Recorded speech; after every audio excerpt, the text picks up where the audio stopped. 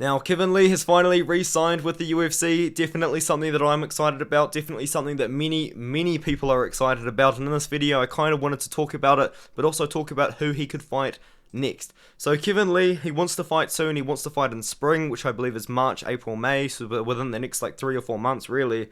So let's find him an opponent that will be available within the next 3 or 4 months. Ideally, I don't think that they should be in the top 15. Personally, I do have the welterweight rankings here via Ranking MMA, which kind of has the whole list of them.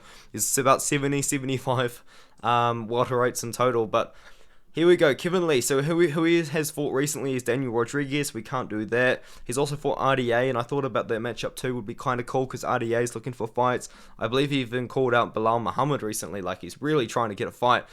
But I feel like I've got a good list. It's only 5 people long, a couple of veterans, a couple of guys that are up and coming, a couple of scrappers that would make a good fight.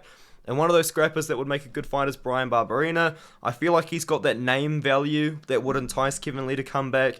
I feel like he's got that name value that would maybe do Kevin Lee versus Bryan Barberena featured prelim of a pay-per-view, main card of a pay-per-view maybe, if Kevin Lee really does have that draw.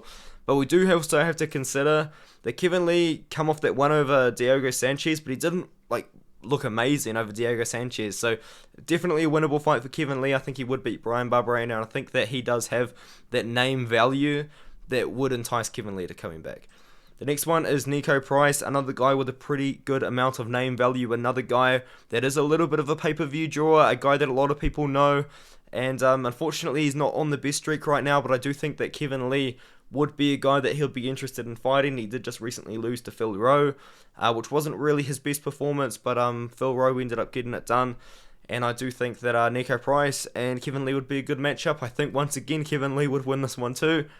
Tim Means is the next one. Tim Means will fight anyone, anywhere, as kind of shown by his recent fights against Max Griffin and Kevin Holland. He is coming off a 2-fight losing streak. He arguably did win that Max Griffin fight, although he thought that he lost in the decision. I think I picked Max Griffin to win, but there is actually an argument that you could maybe make that Tim Means did more damage, but I thought Max Griffin won the fight myself. But anyway, we move on.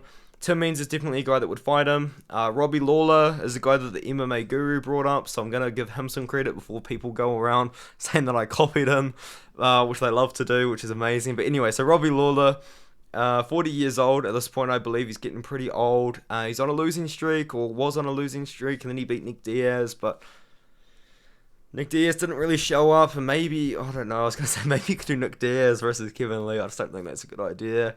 Yeah, poor Robbie Lawler, he's just not on a good run right now. I feel like he's definitely fighting for the love of fighting, but man, just in hindsight, really, like ever since 2019, he just hasn't really looked incredible. But yeah, I think that's a fun fight. I think Robbie Lawler would lose. I think Kevin Lee would beat him, and it would be a fight where if he beat Robbie Lawler, it would get his name value back out there. Another one is Matt Brown as well. Matt Brown, maybe he doesn't have the pay-per-view draw as Robbie Lawler, but he's also another guy that will fight anywhere. I do love Matt Brown. I loved him on The Ultimate Fighter. This guy is like absolutely hilarious, honestly. Watch The Ultimate Fighter Season 7. Matt Brown is probably one of the funniest guys on there. He's actually hilarious. Got a lot of respect for Matt Brown. He's a cool guy. But pay-per-view draw-wise, probably not enough to put him on the main card of a pay-per-view with Kevin Lee. But I think it would be a fun fight. I do think Kevin Lee would once again probably beat Matt Brown. I think he'd probably finish him on the ground. But we move on to the welterweight rankings now. So that was kind of my list of what I come up with from these rankings. So now let's look through the rankings. Like, you could maybe give him Vicente Luque potentially, but I don't know if you want to leapfrog him over Sean Brady, Michael Chiesa, who's beaten him before, Rafael dos Anjos. No, I think he actually beat Michael Chiesa, actually, didn't he? He did. He beat Michael Chiesa. My bad, sorry. But RDA's beaten him. Jorge Masvidal was someone I was thinking about, but he's fighting Gilbert Burns sometime soon. I don't think they're going to give him Shavkat, even though he's got a fight booked anyway. Neil Magny was someone I was thinking about as well. We keep going down. Michelle Pajea's got that fight booked. Ponzinibbio could be a good option. I think Ponzinibbio's booked with Kevin Holland, though, so we can't really do that. Unfortunately, Randy Brown is booked with Jack Della Maddalena.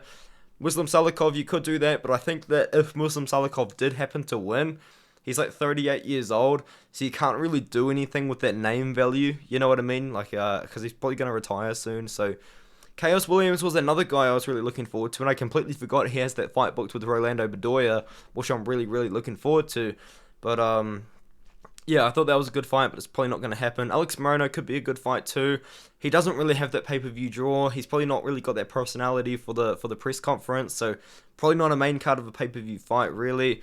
Phil Rose, an option. Is the guy that beat Nico Price, so maybe that could be a fun scrap. So could Matt Samuelsberger. That would be a fun fight. Matt Samuelsberger's a cool dude. Jake Matthews would be fun as well. Keep going down. I don't want to see Tony Ferguson again against Kevin Lee especially. We keep going down. Ian Gary would be fun, but he's got a fight booked, obviously, with Song Kanan, which is just a weird one. But I think you beat Danny Roberts and Andre Fialho. Once again, though, probably not the pay-per-view draws that you want to put him up against. Where is Jeremiah Wells? If it takes Kevin Lee to get Jeremiah Wells out of hibernation, I'm all for it, to be honest. Carlston Harris, I believe, actually has a short-notice opponent already booked. But if he doesn't, if Kevin Lee wants to fight in March, he could fight Carlston Harris, because Carlston Harris had a fight fall through. Oh, no. Okay, it's been rebooked at a different date against Abu Bakr Nurmagomedov. I knew that. I just forgot about it. So that was me just being an idiot. And then after that, you kind of go through, and it's kind of just guys you wouldn't match Kevin Lee with. Like, do we want to start Kevin Lee from the bottom of the rankings? You know what I mean? Because Kevin Lee's already been there, done that. He's already fought in the UFC 18 times. I feel like it would be pretty dirty to say, oh, hey, Kevin Lee, we're going to resign you, but you've got to start from the bottom, you got to work your way up the rankings like everyone else. I feel like you're going to have to start him maybe between rank 20, where Kevin Holland is right now, to maybe rank 35.